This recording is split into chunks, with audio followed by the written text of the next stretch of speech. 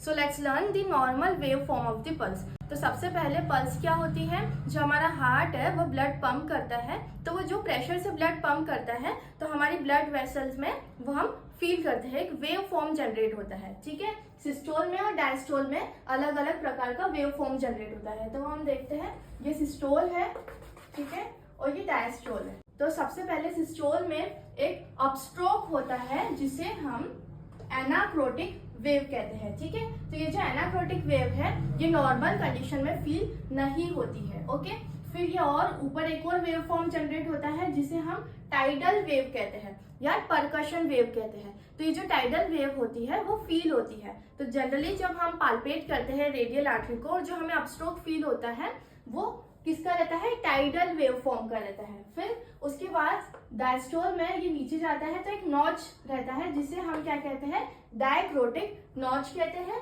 फिर पूरा ये स्लोली नीचे जाता है और इसे हम डायक्रोटिक वेव कहते हैं।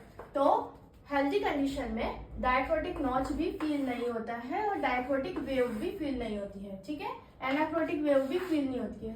सिर्फ क्या फील होता है, टाइडल वेव या परकशन वेव ही हम फील करते हैं।